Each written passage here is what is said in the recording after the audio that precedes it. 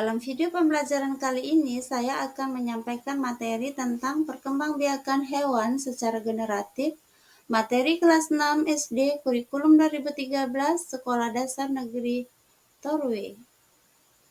Selamat datang sahabat pembatik, semoga kalian selalu semangat untuk mengikuti sesi belajar kali ini.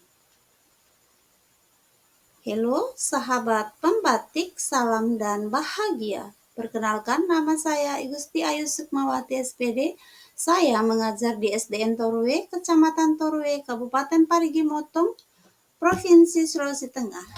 Saya peserta pembatik level 3 tahun 2023. Pada kali ini, kita akan belajar materi tentang perkembangbiakan hewan secara generatif.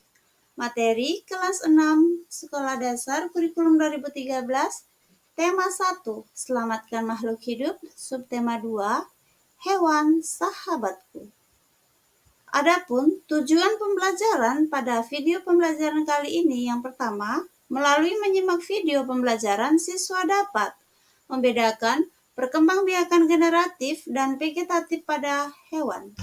Yang kedua, melalui diskusi, siswa dapat mengidentifikasi hewan yang berkembang biak secara generatif. Baik, anak-anak hebat, silakan tonton video pembelajaran berikut ini. Adapun materi perkembangbiakan hewan secara generatif, perkembangbiakan adalah salah satu aspek penting dalam kehidupan hewan. Ada dua cara utama perkembangbiakan hewan secara generatif, seksual dan secara vegetatif aseksual.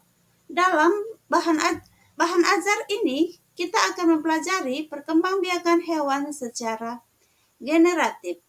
Adapun definisi perkembangbiakan generatif adalah proses perkembangan hewan yang melibatkan perpaduan dua sel reproduksi, yaitu sel sperma jantan dan sel telur betina. Untuk membentuk keturunan ini menghasilkan variasi genetik dalam populasi hewan. Tahukah kalian, perkembangbiakan hewan secara generatif melibatkan hewan jantan dan betina. Perkembangbiakan hewan secara generatif dapat dilakukan dengan 3 cara, yaitu sebagai berikut. Cara yang pertama yaitu bertelur atau ovipar. Cara kedua melahirkan atau vivipar. Cara ketiga bertelur sekaligus melahirkan atau ovovivipar. Cara yang pertama, bertelur atau ovipar. Ovipar adalah perkembangbiakan hewan dengan cara bertelur. Hewan ovipar dapat membuahi telur dengan 2 cara, yaitu sebagai berikut. Yang pertama, pembuahan dalam.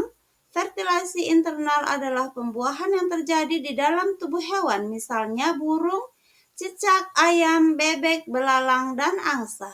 Yang kedua, yaitu pembuahan luar atau fertilasi eksternal adalah pembuahan yang terjadi di luar tubuh hewan, misalnya katak dan ikan.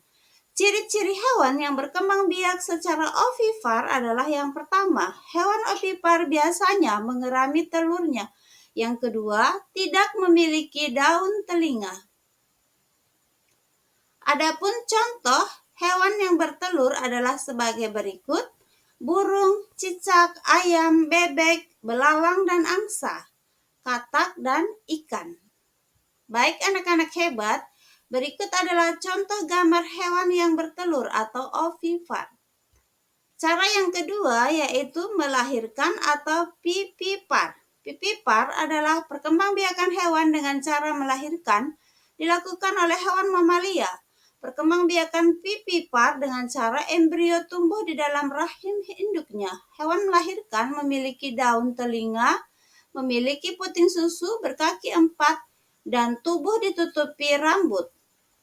Adapun ciri-ciri hewan yang berkembang biak secara melahirkan atau vivipar antara lain yang pertama memiliki daun telinga, yang kedua memiliki kelenjar susu, yang ketiga anak dibesarkan oleh induknya. Adapun contoh hewan yang berkembang biak dengan cara melahirkan adalah sapi, kerbau, kucing, rusa, kambing, kelinci, dan kuda. Berikut ini adalah contoh gambar hewan yang melahirkan atau pipipar. Adapun cara yang ketiga adalah bertelur dan melahirkan atau ovovivipar. Perkembangbiakan hewan dengan cara bertelur dan melahirkan tidak memiliki ciri khusus. Perkembangbiakan ovovivipar adalah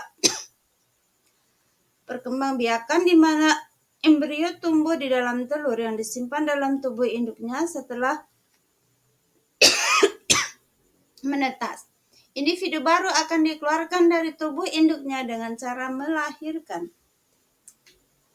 Berikut ini adalah contoh hewan yang berkembang biak dengan cara ovovivipar, antara lain hiu, kuda laut, kadal, ular, boa.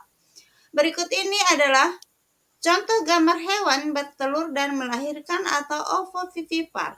Adapun ciri-ciri hewan yang berkembang biak dengan cara bertelur dan melahirkan, antara lain yang pertama, pembuahan terjadi di dalam tubuh hewan betina. Yang kedua, telur akan terbentuk setelah pembuahan. Yang ketiga, zigot tumbuh menjadi embrio di dalam telur tersebut. Yang keempat, makanan zigot adalah cadangan makanan di dalam telur.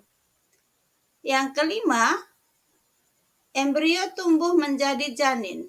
Sahabat pembatik, demikianlah video pembelajaran kali ini.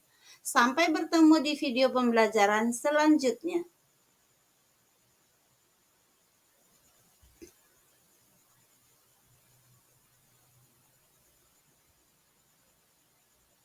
Thank you.